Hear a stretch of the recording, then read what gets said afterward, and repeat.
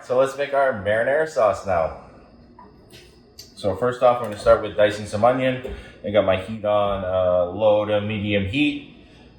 So I start by dicing my onion. I like to look at it like a clock. I leave these, peel it, I cut the top, peel it, leave the bottom. That holds my onion together. Use my knife kind of like a clock around it.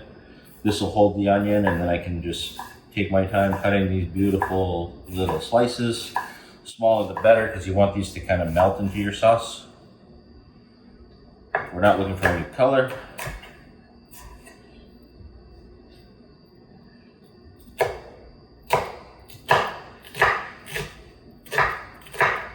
And always want to get that pan nice and warm ahead of time.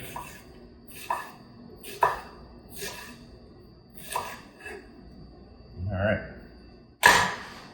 Done. Now I got my olive oil.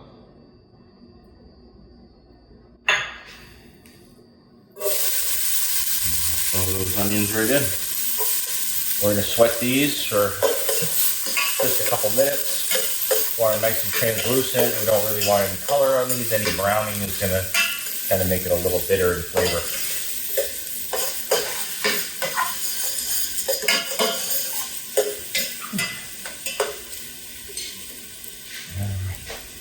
So our onions are sweating. We're going to add, once these are sweated, we're going to add some garlic, some red wine, some of the braising liquid. We have our tomatoes ready to go. So when cooking, always get your mise en place together. It's getting everything into place. Get this out of the way first, and then cooking is so much easier instead of trying to do it all. Cut this and go get that and run and get this. And that's why people, I think, have a hard time with cooking. Get your stuff together. Mise en place, put into place. So, onions are slowly sweating. Like I said, I don't want any color on these. I want them to cook, kind of melt into my sauce. By the time my sauce is done, I won't even know they're there. This is the idea behind it. So, but you can hear that nice little slow sizzle. I don't want a hard searing sound coming from this. It takes just a little bit. I can start adding my salt and pepper, so I'll add a good pinch of salt, a little bit of pepper, and then I like to add just a little bit of red pepper flake. I think that little heat kick kind of adds another layer of flavor. You don't really notice it. It doesn't make it spicy, but it just helps with enriching your sauce. So I like to add that about halfway when my onions are about halfway through my onions being cooked. And it really gets the little flavor of the red pepper out.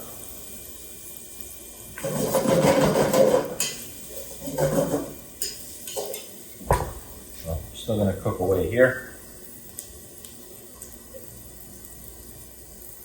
But yeah, I like to add the onion. It gives me that little sweetness to my sauce that I really like to have.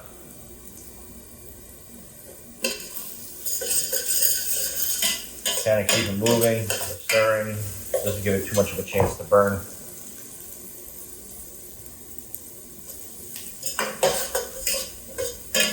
Now we're getting close. You can start smelling them and start to smell really good. When you start looking at your onions, you can still see a little bit of white to them.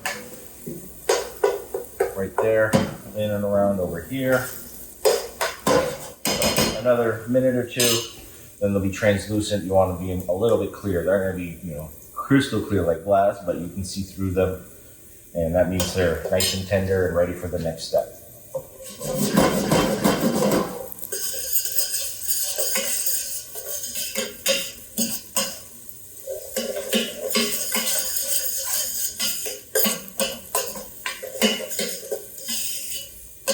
Oh, it smells so good already.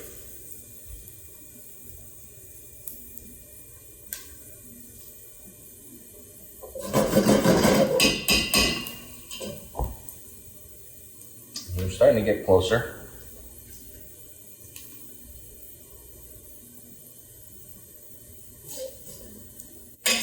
And with cooking, learn to just push the limit a little bit. Let it go a little further. Let it slowly get to where you want it to go. I find I've had the best results with those sorts of approaches to cooking. Yeah, it can cook a little longer. Yeah, maybe a little longer, and in the end you end up with way more flavor. It really develops your flavors. Instead of rushing it, your ingredients get to cook. They really get the flavor out. And we're starting to get the whiteness is just about gone, as you can see. There's still a nice low simmer, nice low, saute to this. We're not crackling hot, taking our time. And you really smell it in here. That those onions are really going to work right now. So I got this just about where I want it to be. You can see my onions are cooked. I'll add some garlic. We'll let that fry just a second. You don't want to add your garlic at the beginning with your onions because it's going to burn, and burnt garlic will really add a bitter flavor to your sauce. Not what you're looking for from it. But I like to fry it just that last minute. It really wakes it up, brings it out. Oh, now it's starting to smell really good in here. Something about garlic, getting oil and pan, onions. Very exciting.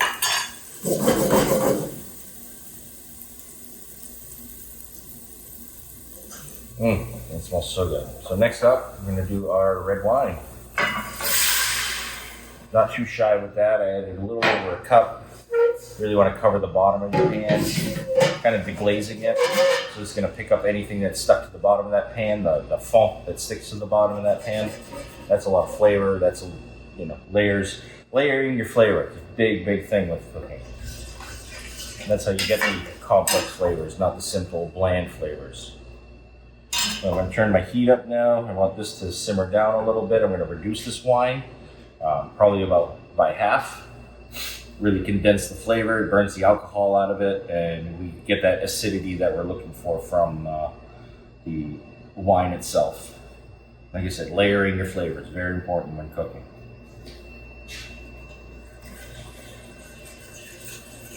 It smells so good in here.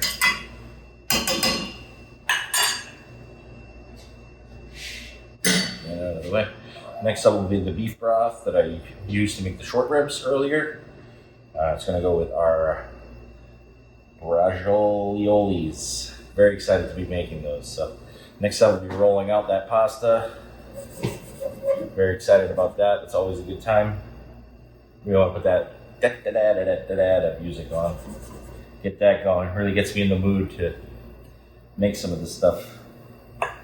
So I've turned my heat up to high. We're going to simmer away over here. No worries of burning now. We're just reducing.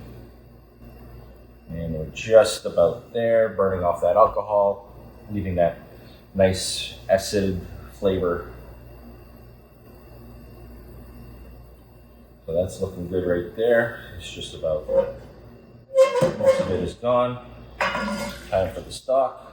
Same thing, I'm going to bring this up to a simmer. Let these flavors come together. And then we'll add in our tomatoes to finish. And then it's just simmer away for, we'll do for a good hour today.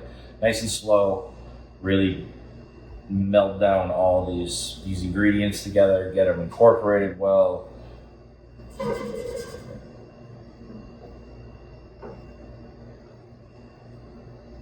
So we're just about there. But I like to add the stock to it. It's going to add a lot of richness to our sauce. It's going to give it a lot of body, a lot of extra flavor, and it's going to go so well with the Braciole raviolis that we're making next.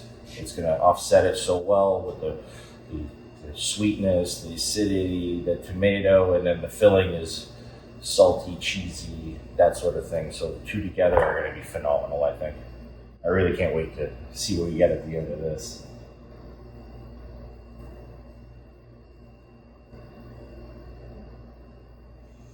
Oh, it smells so good.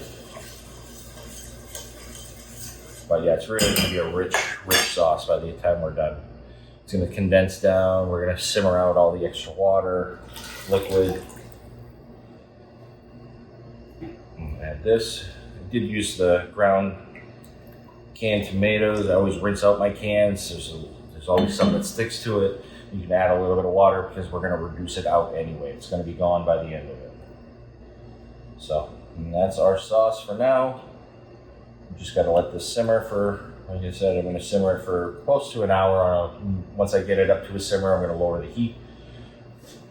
And then we're slow simmer it for about an hour. It's going to change color, texture. The flavors are going to be married very well together. But get it up to that boil real quick, and then drop your heat, and then stir it. You only have to stir it every 10 minutes or so.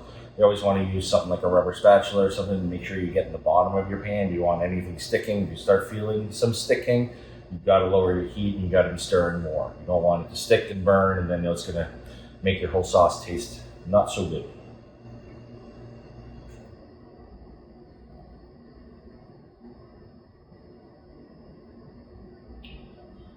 All right, so that's that. We're going to let this simmer for an hour.